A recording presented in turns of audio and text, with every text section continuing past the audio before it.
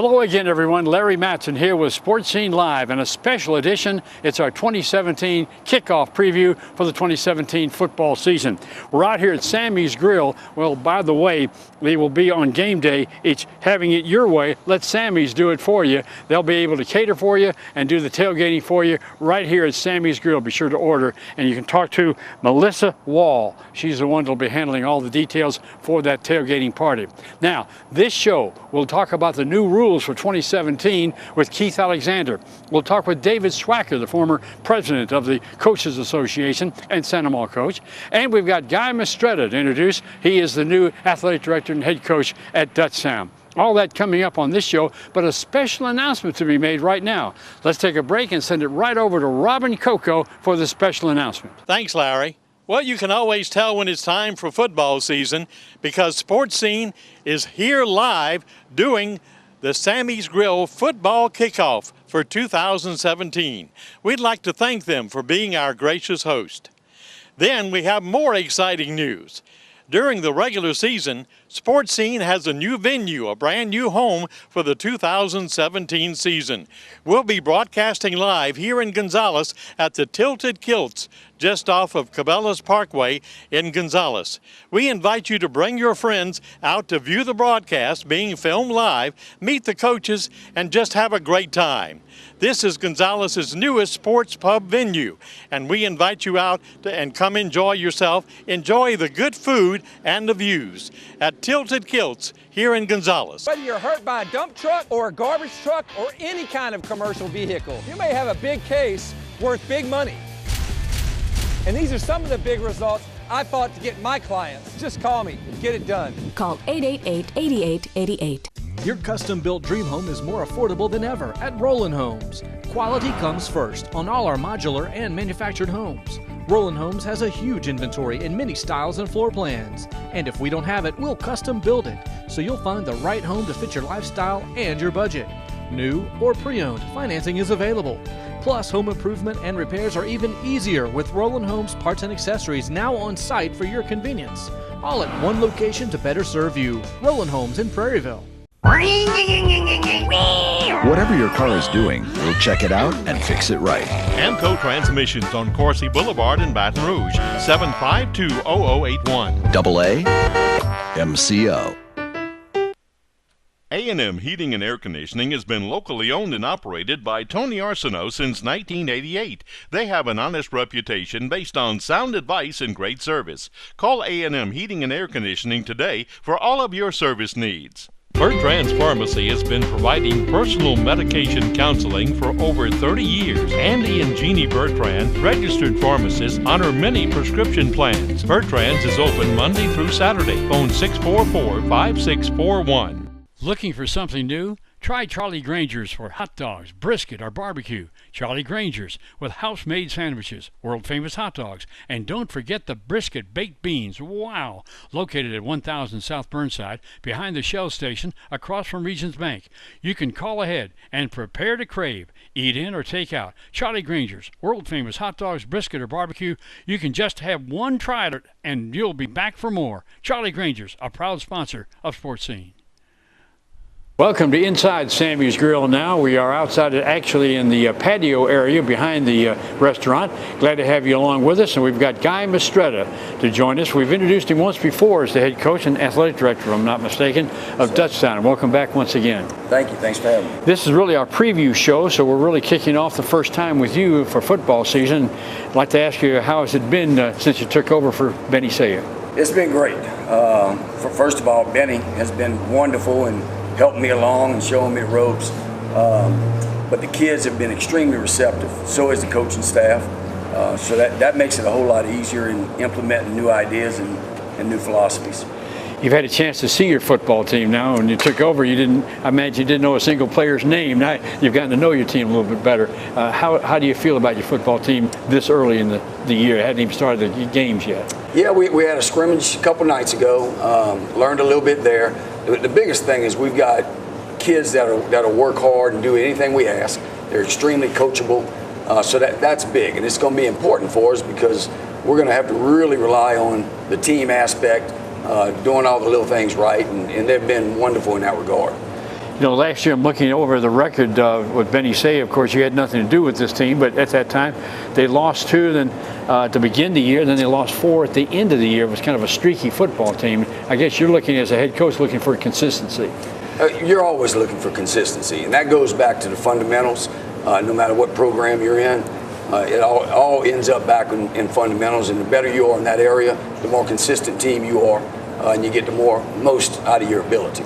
You got a guy coming back at quarterback, Ben Mays, that I'm impressed because he's 6'2", 195. When I played 6'2", 195, you were a tackle. You were in the backfield. Yeah, he's a great kid. He's a 4.0 student.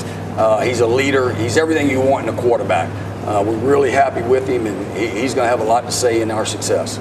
I heard you talking a little bit earlier with David Swacker, and just kind of overheard the conversation that he's looking to, must be a pretty smart kid, looking to go to Ivy League school, huh? He is, and we wish him all the luck with that. He's got a bright future ahead of him outside of football.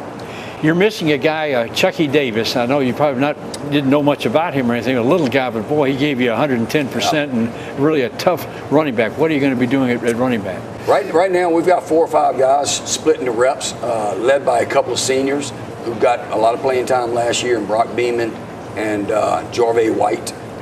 So we're still trying to find that guy. So hopefully with the Jamboree this week, we'll be able to straighten out that depth chart.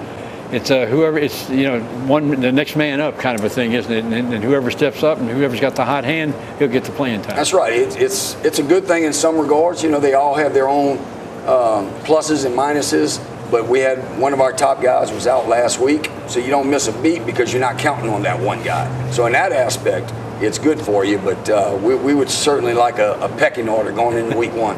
You've got some seniors along the offensive line, maybe. Yes. And that really is where it starts, right there. It is, and looking back at the film from last year, that was really the weak point of the team last year. So we've thrown a lot of our work during the offseason into the offensive line. We hired a guy, Paul Varnado, who's been the head coach at St. Michael. He's now our offensive line coach, and we feel like that's where we can have the most improvement, which will lead to the success of the offense. Other side of the football, you've got, before I get to the other side, let's talk a little bit about wide receivers. That's right. another key area with your offense. Yep, we're going to run the spread, so we're usually 4 wide. We've got a couple of seniors that are really playing well for us. Brandon Davies, who played a lot last year, he had a great scrimmage for us the other night, and Noah Gray, who has a little get up and go to him. The other 2 spots, we're kind of rotating guys, sort of like at running back, still trying to figure that out. We're out here at Sammy's Grill. I mentioned that. I wanted to show the menu because it is varied and there's a lot to choose from. We're out here with the fans. Thank goodness. We were thinking about doing it outside and it just got too hot. And yet here we are dressed like this. I can't imagine these football players in full pads, what they go through. Well, I tell you, the last couple of weeks has been dealing with the rain, not the heat. So we've had trouble getting out on the field and getting work done. There's only so much you can do in a gym. Football is meant to be on grass. So hopefully this week we'll have a better week of weather. I know that was one of the things when I was with the Saints, that we would go up north to Ruston, and it would get so hot that they would have to take a lot of breaks. Even Vero Beach, they took a lot of breaks down there, and they had to take the pads off at certain times because of the heat and humidity. How do you deal with that as a coach? Well, for one, we're very fortunate to have a great training staff led by Ronnie Harper, and we'll take a lot of advice from him, and we'll do the same. We'll pop the top sometimes and let them cool off a little bit, but it's a double-edged sword because you have to get them ready. They've got to be able to make it through 48 minutes on Friday night in the heat. So it's kind of that fourth quarter you got to be in shape or you don't make it. You do, and building depth, and that's one area of concern for us this year is depth across the board. I know that University of Miami used to win a lot of big games early in the year because they play them at home down there in Miami. And that's right. You say the same thing about LSU. Well, that's right, too, down here with the humidity. All right, let's talk about the defensive side of the football. How does that look for you? We're really impressed with our defense. We hired a new defense coordinator, Tim Lala, a young guy, very energetic, and they're kind of taking after his style. We're flying around in the football. Again, we don't have great depth on that side, but we've got 11 guys that'll get to the football and bring it. So, and that's, that effort and intensity on that side of the ball. Of course, you come from a coaching family and all, but maybe you can talk a little bit about your background and what the difference is in moving up to like a 5A level. That was one of the reasons I wanted this job, you know, is to compete against the top level in the state. I've been in 3A, 4A most of my career, so we're excited about that. You know, it's certainly going to be a challenge. It's one of those deals where you don't have a week off, you know, where maybe you do in lower classifications. So that's. I imagine you have more players too coming out for football than you would have at the 3A, 4A level. Absolutely. We've got more players, more coaches, more trainers. The whole bit is that bigger. helps a lot, doesn't it? So it's been a little bit of a learning curve. I'm fortunate that we've had a big layover of staff as well as administration. I'm really leaning on those guys to help me along in that aspect.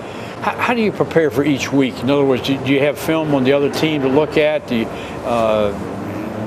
have like a Monday and a Tuesday, or you're going to be conditioning days, and Wednesdays are game plan? I mean, how do you prepare? Yeah, I'm a big believer in routine. I think kids perform their best when there's a routine, so we're trying to set that right now. This past week for the scrimmage, we treat it as a game week. We'll do the same thing with the Jamboree. Big heavy days on Monday and Tuesday, start lightening the load on Wednesday. Right now, we're trying to get a lot of contact because we feel like that's something, you know, when I was at Redemptress and competed against Dutchtown, they were always a very physical football team. I didn't see that when I watched the film from last year. We've got to get back to that. So we're knocking heads quite a bit in practice right now. I'd like to get to where we can ease off a bit, but that's going to be critical for us. I'm looking through here on the schedule and all. It looks like you open up on the road your first 2 weeks before you get a home game. Yes, we won't be home till mid-September, and thankfully, with the weather we've had, our field is saturated right now, so it's not a bad thing, and we'll be on turf. We were on turf this week, and we'll be on turf the next 2. Yeah, that's hot, though, too. It is hot, but it's sure footing, and you know what you're going to get, you know, from both teams. So does that help you from a coaching standpoint? I mean, I know that when I played at home, I was more nervous at home than I was on the road, because it was all your friends, your family, the student body. On the road, it was like, man, this is great. Get away from all that. Right. I think it's different for each team. You know, that's one of the things that we're all across the board, but especially us at Dutchtown with the new staff, trying to find the identity of the team. You know, we're still looking for those leaders, and so how they're going to perform home versus away, only time will tell. You know, that's the same thing with adversity. Right now, everything's wonderful. The kids are excited. We've got a lot of positive energy out there. Until you're faced with adversity, you don't know how they're going to react. I don't know. This might be a tough question. It's not a fair question either, to be honest with you. I'm looking at that schedule, and I see a game. I think it may be game 5 or whatever. And coaches never like to look ahead, but you've got a game with Lutcher, right, and that's always not only a big rivalry but a big test. Absolutely, and that'll end district for us. It's in the past, that's been the first game of the year for Dutchtown a lot of years. So they're extremely well coached. They're coming off of 2 state championships. So yeah, we're looking forward to that. But you know, it may sound like coach speak, but all I'm really concerned about right now is the Jamboree this week. You know, it's a great time of year, even though it may be a bit hot and a bit wet at times. Football season is here, and we're looking forward to it. And we'll be talking to you every week, and we're really looking forward to this football season 2017. I appreciate it. So are we. We'll be right back. Marchand's Interior and Hardware Specialist. You got it made. Come into our showroom and let our experts guide you through our large selection of today's latest trends. Marchand's flooring and countertop collections offer these styles with unbelievable prices. And at Marchand's, we install it all. Come in to see all of the promotions and specials going on now. With Marchand's Interior and Hardware Specialist, you got it made. Why don't you treat yourself to a fun-filled experience where fireworks light up the night sky, where you can expect the unexpected, where the hot dogs are sizzling and the drinks are ice cold, a place where spending time with family is actually cool. Friday, the first 1,000 fans get our first Cakes bobblehead plus post-game fireworks presented by Community Coffee, Rouse's Market, and Fox 8. Cakes Baseball, it's the recipe for fun. Weekend fun. Get your tickets now at cakesbaseball.com. They swarm, they nest, they will destroy your home. Eliminate the colony and eliminate termites for good. We're one of the area's largest volume leaders in Centricon installations. Call the original Salvant. Call the Bug Man. 923-BUGS. Automotive repairs? We've got you covered. Tyrus Total Automotive in Prairieville and Sanama Muffler and Brake Service. See us for CV shaft work, brakes, tune-ups, air conditioner, tires, and diagnostics. Wherever you are in Ascension Parish, visit one of Tyrus' convenient locations. Bro Welding and Industrial Supply prides themselves on same-day delivery. Customer service is our #1 priority. They deliver on time, every time. Bro Company, serving the area for over 30 years. On the web at broco.com. See Foti Financial Services for all your money needs. They have loans for any worthwhile purpose. Auto, furniture, appliance, home improvement, and vacation loans. Celebrating over 50 years of service, Foti Financial Services. At Peak Performance Physical Therapy, we treat the athlete in everyone, from the Grand Slam hitter to grandparents. If your doctor prescribes physical therapy, ask for Peak Performance by name, getting you back in the game of life. Why don't you treat yourself to a fun-filled experience where fireworks light up the night sky, where you can expect the unexpected, where the hot dogs are sizzling and the drinks are ice cold, a place where spending time with family is actually cool. Friday, the first 1,000 fans get our first Kicks bobblehead plus post-game fireworks presented by Community Coffee, Rouse's Market, and Fox 8. Cakes Baseball, it's the recipe for fun. Weekend fun. Get your tickets now at cakesbaseball.com. Hebert Steel Incorporated, Gonzales and Baton Rouge, offers structural steel fabrication.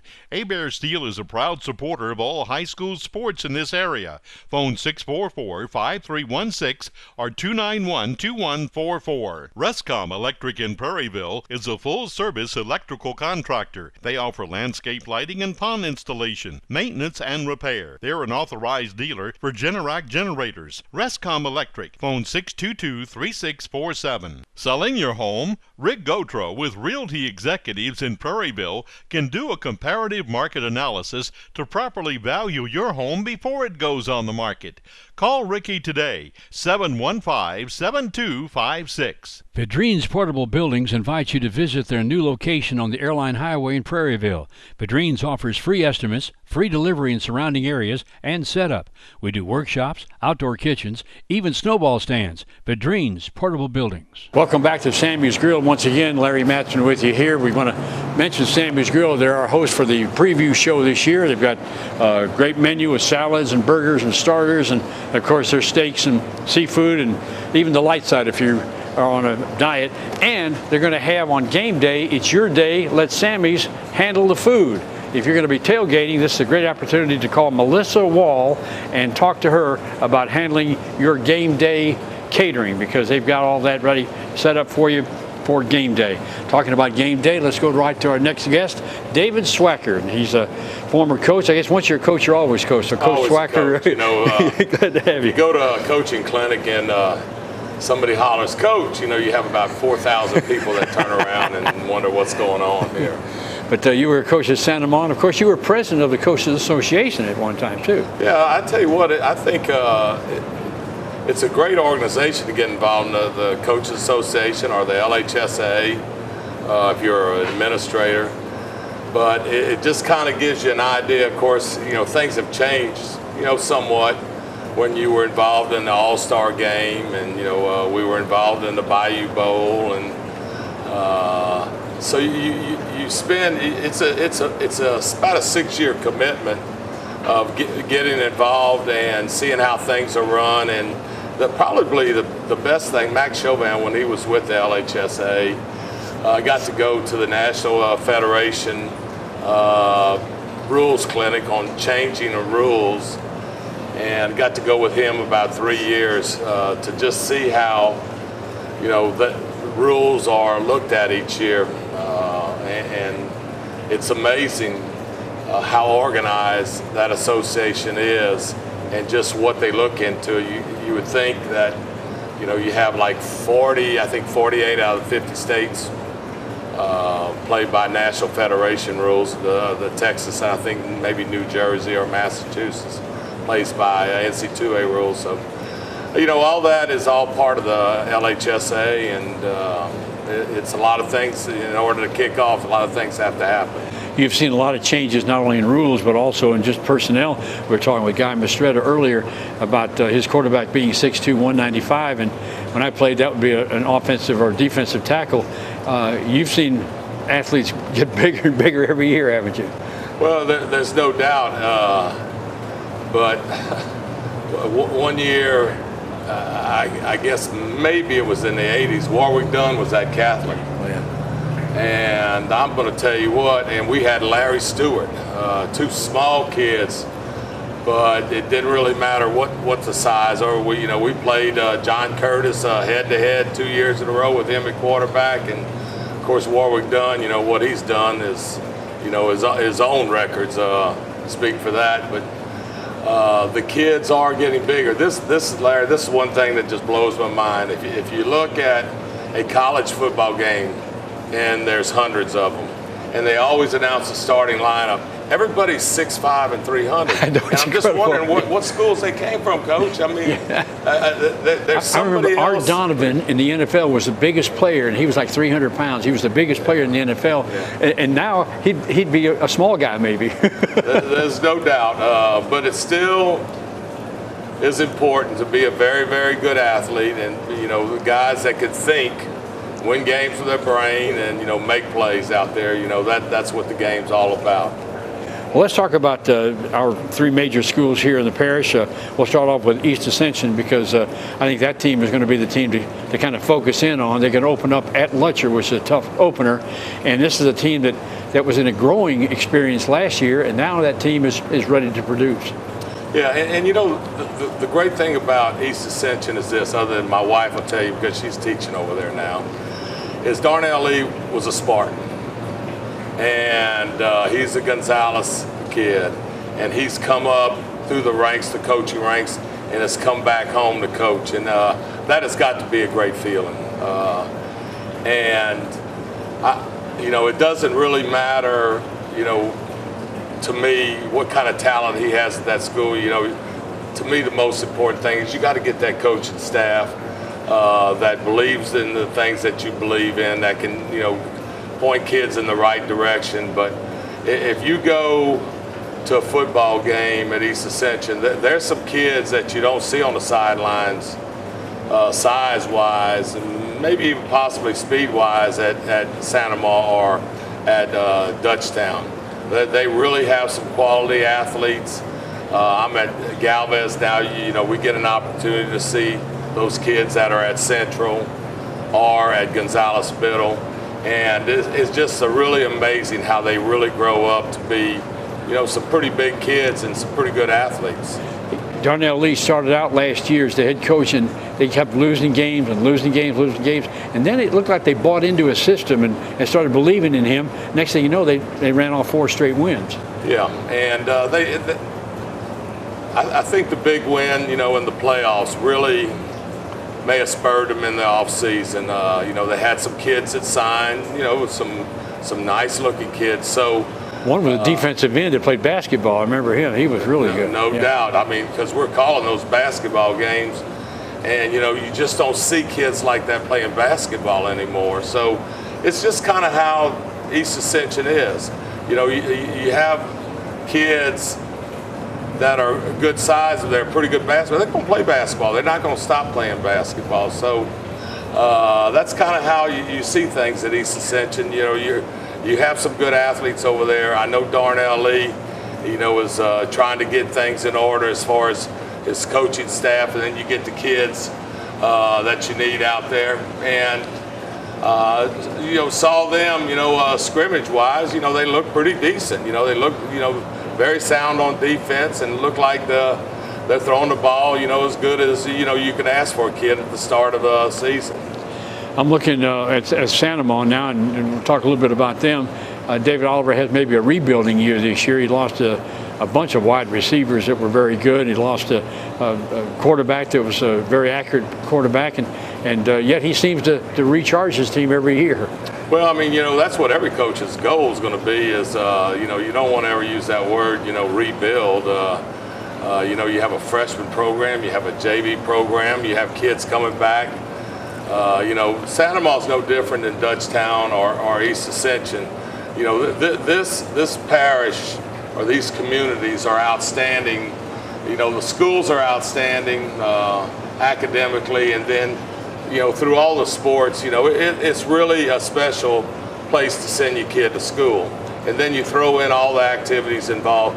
But just think of this, Larry. Coach Oliver, he lost. Coach Lee. Everybody lost seniors.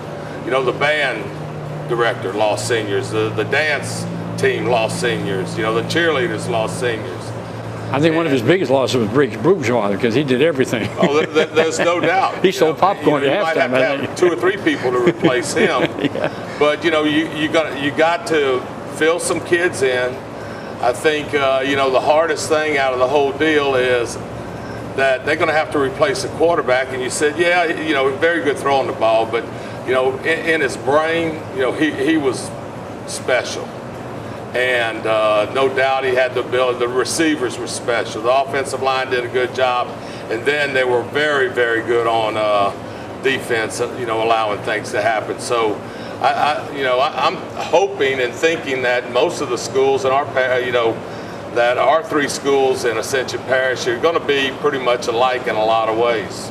Yeah, he's losing Fontenot and Prejean, who was a baseball player. Fontenot was too, and also Cheatwood. So they had multi-sport players that were good football players too, as wide receivers. There's no doubt. When we watched Super Bowl this year, and I keep telling that to our kids, they had 90% of the players on the football field in the Super Bowl were 2-sport guys in high school, and that's what I always try to preach to kids. And some of them listen, some of them don't, but I just think it's very important. And Briggs Bourgeois, to me, is about as good an example as you can get as far as his accomplishments on the sporting event and all the sporting events he participated in. We talked earlier about Lutcher and being a tough opponent. They've been able to handle Lutcher the last couple of years. In fact, last year they had, I think, they were undefeated pretty much. Santa Ma was. I think they only lost 2 games, one at the end of the year. So how do you? In other words, you lose a lot of players, but then you've got a lot of players who are on that team, and they know what it takes to win. And look, this is what I see, and it might be a little bit harder to see this at the high school level, but I'm at a middle school level here. So it's almost like being at a junior college. You're almost starting over every year. So all of a sudden, all of your 8th graders are gone, and basically your whole team was 8th graders. And so the 7th graders, and I don't know what it is, if they take a maturity pill or whatever, but you see these kids, and they've gotten bigger. They take a great deal of pride. They look at themselves as being, the top dog in the school. And I think every school. It's their time now. Yes, and Coach came on, and I know he didn't get to go through the off season, but he got to go through spring training. And then the off season, so you can see kids, and he's coached long enough to see this, that they take ownership in this. And most important thing to me is, you got to have some people that's going to, run this thing like they're a captain and be a captain of this team. And I know Coach was talking about his quarterback, and boy, that's the captain that you need to kind of direct people and stuff like that. So very important. Taking a look at Dutchtown, of course, we just talked with Guy Mistretta, the head coach and athletic director there. This is a tough district, and it's even tough just in the parish. These 3 schools play competitive against each other all the time. Well, to me, the big problem that you have is it's hard to get up at a maximum level every week. You can get up for a game, and then it seems like there's always going to be, and it doesn't matter, that could go all the way up to the NFL. So, you have some letdowns. Once you get into the playoffs, it's a week-by-week thing, and there's no tomorrow, so it's easier to put out that maximum effort. But, this is the problem in this district for the Ascension Parish schools. I mean, it is a war between East Ascension, Santa Ma, and Dutchtown. They take, most of those kids all know each other. The coaches know each other, and I'm sure you have administrators and teachers that have gone to all the schools that are at each school. So then you have to go out, then all of a sudden you play each other, and then you got to throw in Catholic. Oh yeah, You know, every year. You know, there's no doubt they're going to just be, you know, world beaters every year. They'll find another running back because they have one every year. No doubt. I was talking to the coach at U High, and he said their running back went to Catholic. And that guy, we played U High when I was at when we were 2 years ago at Galvez, special kid. So, you know, and then you throw in McKinley. You know, they're capable of beating anybody. And they're always big and strong. You know, Broadmoor has, you know, been a little bit of a disappointment the last few years. But you know, when you throw in these 4 or 5 people, you know, and then you know you got to figure out just exactly what have you done in the non-district schedule, because that may be a war every week too. So. Well, all 3 of them play Letcher. That right there is a key game for them. And you know, I haven't really. I know some of the schedules, and Coach was just talking about their schedule. I mean, you know, each week when you start out in this thing, and each week is a tough game. You know, things could affect the district schedule later on, just according to how you play and the outcome of those games. You know, we talk about Guy Mistretta being kind of like the new guy on the block, which he is in this district, but he's from here. I mean, he's been living here in this area, so he's really coming back home again in that sense. Well, and you know, he's not a first-year head coach. He's been a head coach, and then on top of that, he's been a highly successful head coach. So he steps into this thing, and what he gets to do that no one's been able to do at Dutchtown, because Benny Say has been the only coach there and been highly successful. He's been the winningest coach too. Yeah. In the history of the school, because he's the only one. But you know, he's been very successful at that school, and so Guy gets to bring all the things that, you know, help make him successful. And it doesn't really matter if you were at whatever school, Class A school, a basketball school, or whatever. He bring those things in to help move Dutchtown in a way that he wants it to go. How do you see this 2017 season then shaping up as far as the overall look at? Do you have any favorite, any team that you might look at and say this is the team to watch? Well, you're talking about statewide? Well, statewide or even district-wide. Well, you know, district, it's always going to be fun, this district right here. And I think the other district is developing into that. And you kind of have the same thing with the Livingston Parish schools. And you throw in, you know, Denham and Live Oak and Walker. You know, that's similar to what we have here in Ascension Parish. But then when you look in the north end of the parish, when you have the Centrals and the Scotlandvilles and Zachary, those are strong, yeah. Very strong. So both these districts are going to be very similar in a lot of ways. It's really to me a shame that both districts don't play each other in a lot of these games. You know, sometimes when you're trying to schedule, you can't get anybody, and you have to schedule someone, you know, let's just say out of New Orleans or maybe a smaller classification school, and it's because it's, you know, maybe somebody from the other district don't want to play or whatever. So it would be nice if they played each other a little bit more often. You know, it was interesting. Last year was really an unusual year with the flood situation and everything. And I don't know whether Guy Mistretta was aware of it at the time, but probably is now, that Santa Maria and Dutchtown had to go to the same school. They all had to go to school at Dutchtown. That was and here you got the rivalry, you got the 2 teams, and they're all going to school together. Pretty interesting development. I mean, you know, Coach Oliver and I have spoken a ton about that whole situation, and he can't say but great things, just like we were at Central the whole time. Yeah. I can't say enough of great things about everyone at Central, everyone at Dutchtown. And I hate to use the term everybody was in the same boat because of the flood, but that's what everybody was. But, you know, I'm just telling you, that's kind of how this place is now. Yeah. You know, I mean, you know, when the floods came about, you know, we didn't have to get a call from the governor, the mayor, the president, or whatever. I mean, you had folks just getting out, getting their boats out and helping folks. Yeah. And that's kind of how this works out. And it was no doubt, and look, there's still a lot of people not back in their houses.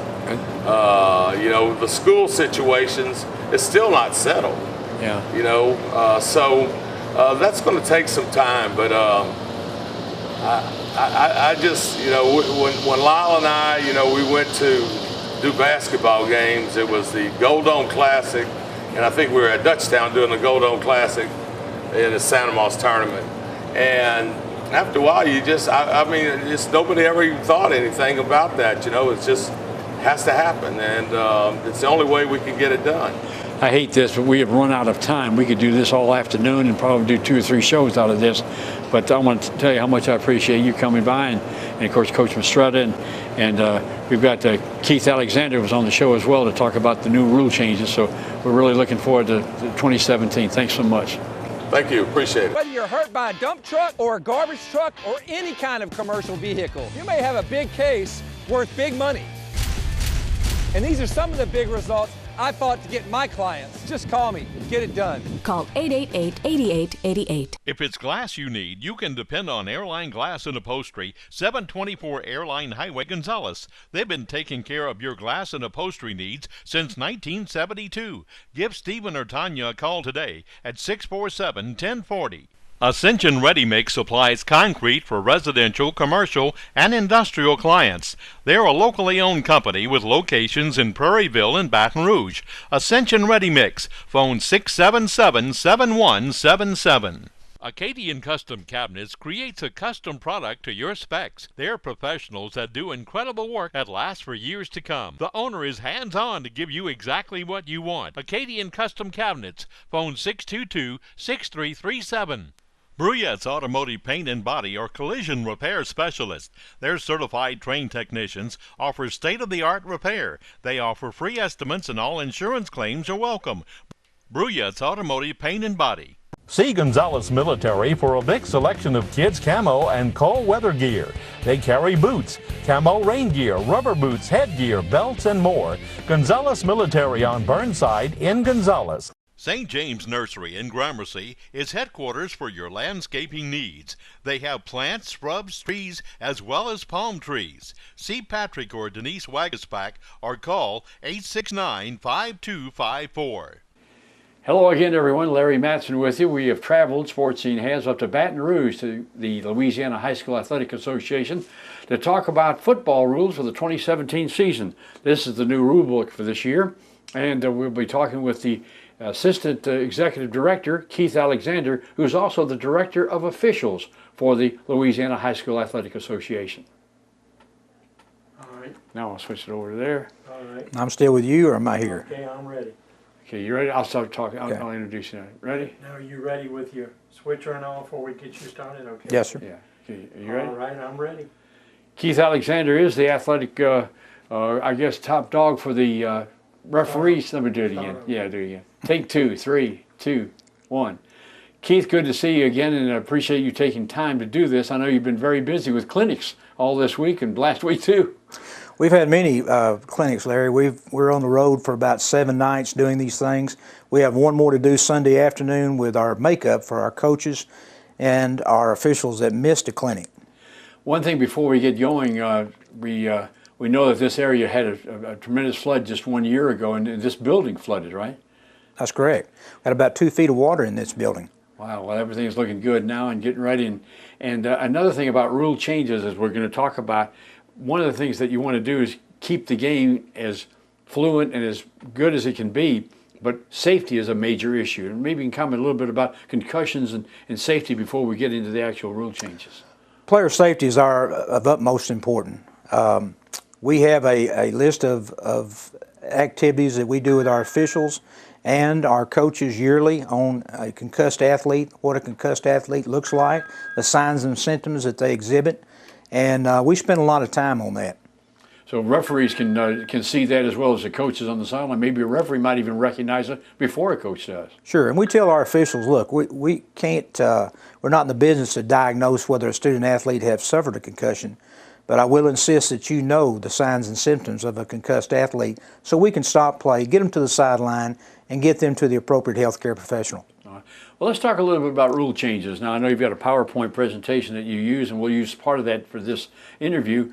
But from what I understand, a lot of states are going to be watching what Louisiana does this year, and they might adopt the same rule changes that you've adopted for this year. Well, that's correct. And we do have one rule that we're the only state in America that has been allowed to experiment with this rule. I'll get to that in just a moment. But some of these, Larry, are basic rules. You know, every rule that comes about is formed for some reason. Somebody had problems with it somewhere in America, not necessarily Louisiana, but somewhere in America somebody had a problem with. The first one, for instance, the permissible items on football. We haven't had this problem, but as we speak, there's only certain things that you can have on a football. The manufacturer's logo, the school name or logo is permissible on the ball. You cannot have any company that's trying to sell a product on your footballs. Now, we have not had that problem, but somebody in America has, so now we have a rule. I never even thought about that. That's true. Advertising on the ball. And people have done that somewhere, but now we have a rule in Rule 131H that tells you specifically that you cannot have advertising on a football. That's pretty good. And you can see here that this would be a school that has their logo and their name on the football. That's permissible. All right. Another rule we have is, and it doesn't affect the fans so much, but it does affect the officials and the coaches. We have a rule that says that in a pregame conference, the referee and the umpire would be the one to go and have a pregame conference with both head coaches. Now it gives permission for the referee and another crew member, in case that umpire was tied up doing something else. The umpire still has to rule on the legality of any equipment. So that's not going to affect the fans, of course. They won't ever see that. We want to get out of being the fashion police. Jerseys, I thought we were out of this a couple of years ago, and now it's come back up. But you notice that this rule takes effect in 2021. So anytime we have a color or a jersey situation that's going to take effect, they usually give us 3 or 4 years to correct it, as in this case. The new rule says in 151B3, the home jersey is to be a dark color that clearly contrasts with white. Now, as we speak, we have some people in the state that still wear a light gray as their dark jersey for home, and then they wear white at home. Now, white is a visitor. So when you have, let me give you that for instance. There's a picture right there, which is legal as we speak. The visiting team has on the white jersey, and the home team has on a light gray jersey. Well, coming into this year, that's legal. In 2021, that will not be legal because the home jersey has to be a dark jersey that clearly contrasts with white, and that doesn't clearly contrast with white. So there's another picture of another situation, and that makes it difficult for the officials, especially if both of these team members, our opponents, had on the same color pants or maybe the same color helmet. So that's another new rule coming up in 2021. And they always, like I said, those jerseys are legal now. They won't be in 2021. Now, this kind of gets into the meat of the matter with us. They've added to the blind side block in National Federation rules. And they define a blind side block as a block against an opponent other than the runner who does not see the blocker approaching. So, of course, our game is changing. I told our officials and I told our coaches, I can remember years ago when butt blocking and face tackling was a part of the game. That eventually was eliminated, and now we're adding some more safety factors here. As long as a player, you can see the player there in the picture is blocking with his arms extended, that's a legal block. Even though I might block someone from the blind side, that is a legal block. Anytime we launch and hit another player in the helmet or the upper shoulder, above the shoulder pads, that's illegal unless you do it with an open hand. As long as you have your hands locked or got your palms out, even though it's a blindside block, it's legal now. This would eliminate the old Deacon Jones head slap. Oh, yes. They used to do in the NFL. Yes, it is. And I think that's where a lot of this came through. Another rule is a PSK enforcement that we probably, the normal fan probably wouldn't see this. This was a rule that we've had from PSK enforcement, but it actually kind of cleans the rule up that anytime we had illegal substitution by fouls by R, that's the receiving team, occurring at the snap, we're going to go back to the previous spot and penalize that.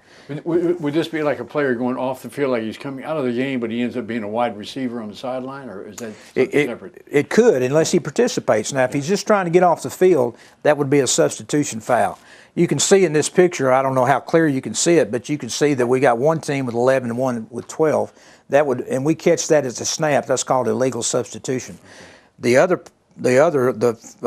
play at the right there, we have 11 on 11, but then we have a player that comes on the field and participates in the play. That's a totally different situation.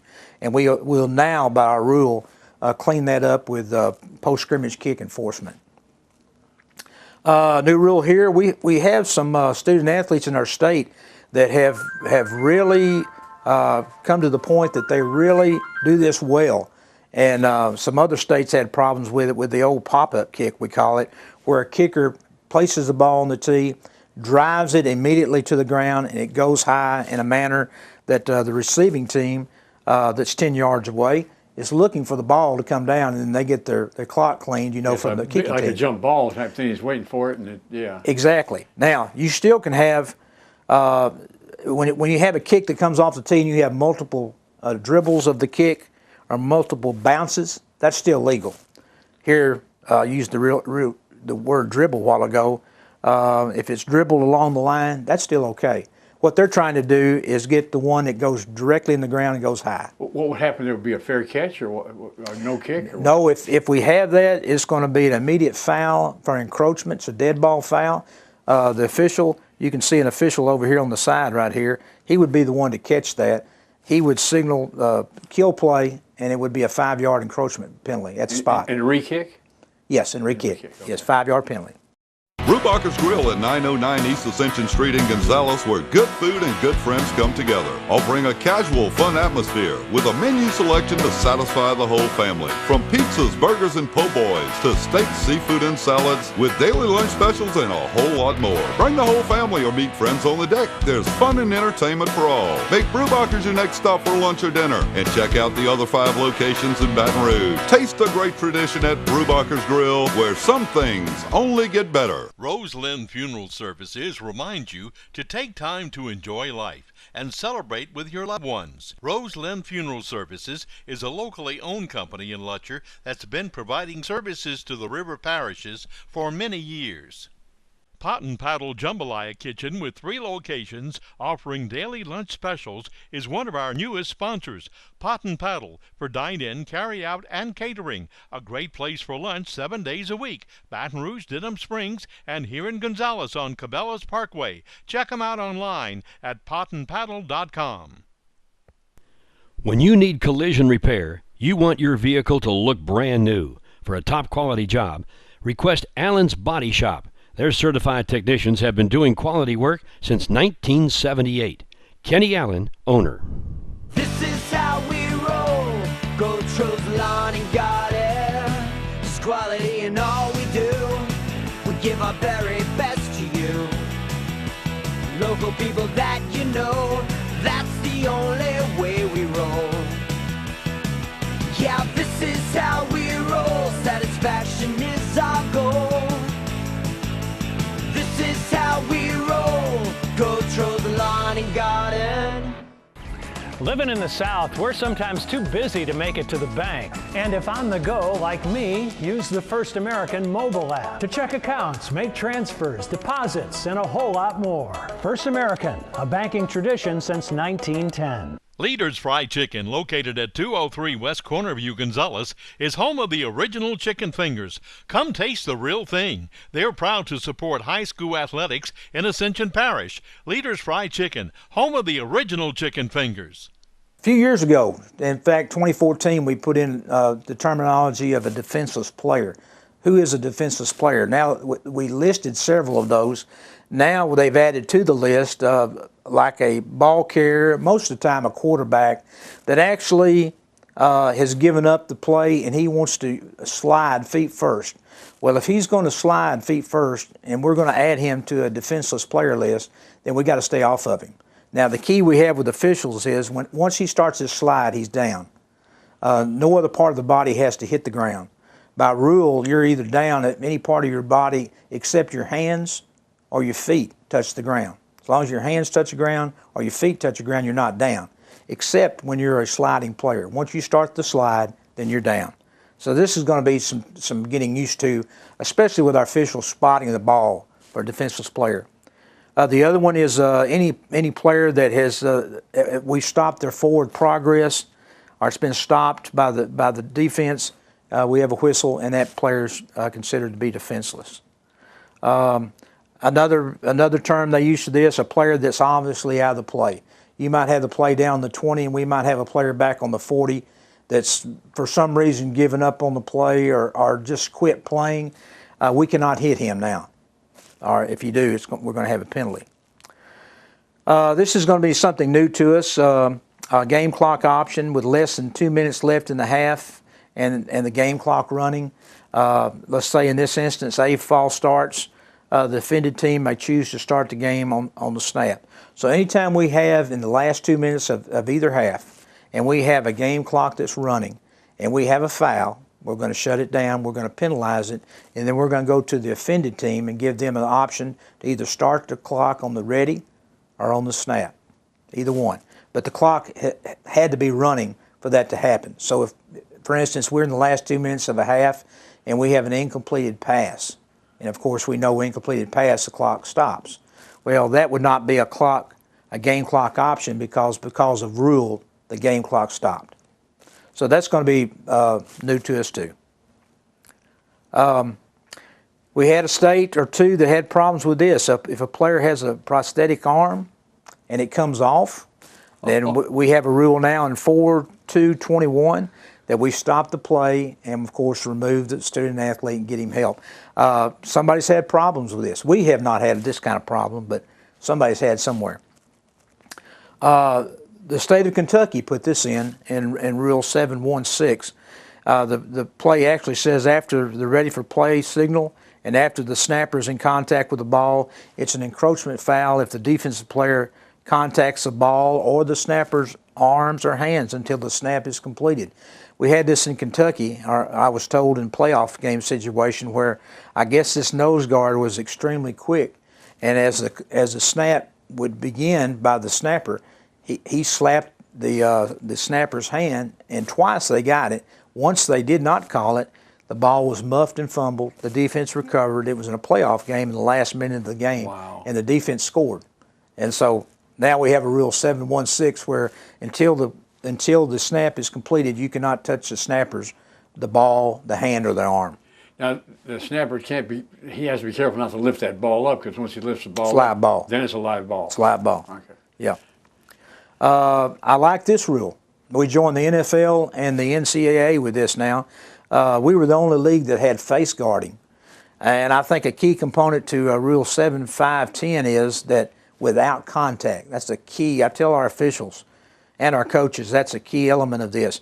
Face guarding in itself is not illegal. If I get my hands in your face and you can't see because of my hands, as long as I do not make contact with you, it's not illegal. And beforehand, in Federation rule, if I did that in your eyes or your face, even without contact, it was a foul for face guarding. Unless he turned and looked for the ball or something, right? I mean, he'd have to turn and look for the defensive back would have to turn and look for the ball. No, even with that, in the old rule, if I looked for the ball and I still had my hand in your face, it was face guarding. Oh, okay. So now we don't have that. So I think it's going to be good for us, as long as we do not have contact. We haven't had this problem in our state, and evidently somebody did. Electronic equipment on the sideline used to signal plays or to signal players. Now, we've had different things that come out manually, with players or coaches on the sideline to signal the quarterback or to tell him what it is. But now, any electronic signage used to signal plays is illegal.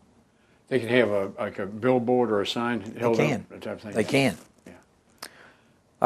they've added to the horse collar rule in 943K. We've had the horse collar rule for a couple of years now, but now they've added it. It said that you cannot grab the inside back or side collar of either the shoulder pad or the shoulder pad. Now they've extended it to the jersey of the runner and subsequently pull that opponent to the ground. So they just add the jersey, which I thought that was a good rule. Now, if you want me to, I'll go into our experimental rule that we're going to have, or that will only be in Louisiana. Well, let's do that real quick. Yeah. Okay. This is we put this rule up this year and it failed, but we asked permission to experiment it in Louisiana, and they let us do it.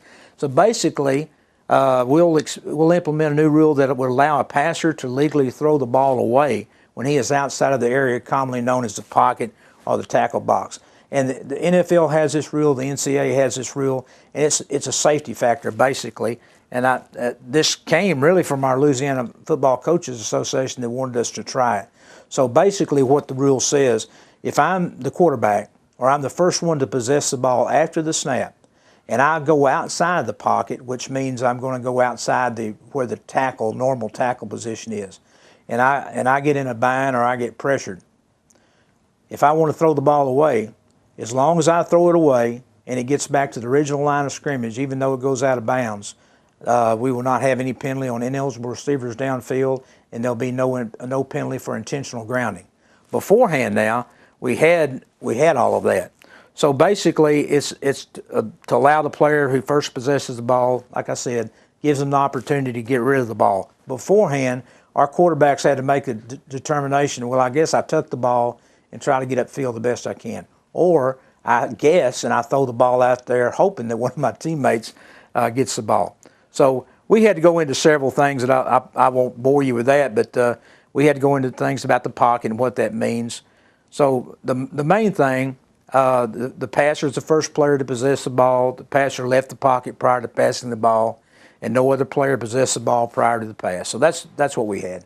That is great. We really appreciate your time to do this with us. And I know you've been very, very busy, and we're up to date with the rules. Well, thank you. We're out here at Sammy's Grill. Well, by the way, they will be on game day. It's having it your way. Let Sammy's do it for you. They'll be able to cater for you and do the tailgating for you right here at Sammy's Grill. Be sure to order, and you can talk to Melissa Wall. She's the one that'll be handling all the details for that tailgating party. This is how we roll.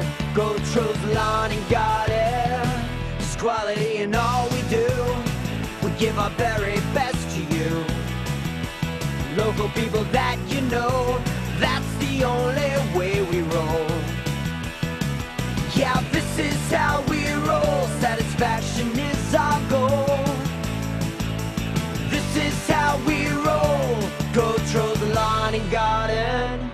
Your custom-built dream home is more affordable than ever at Roland Homes. Quality comes first on all our modular and manufactured homes. Roland Homes has a huge inventory in many styles and floor plans. And if we don't have it, we'll custom build it, so you'll find the right home to fit your lifestyle and your budget. New or pre-owned, financing is available. Plus, home improvement and repairs are even easier with Roland Homes parts and accessories now on site for your convenience. All at one location to better serve you. Roland Homes in Prairieville.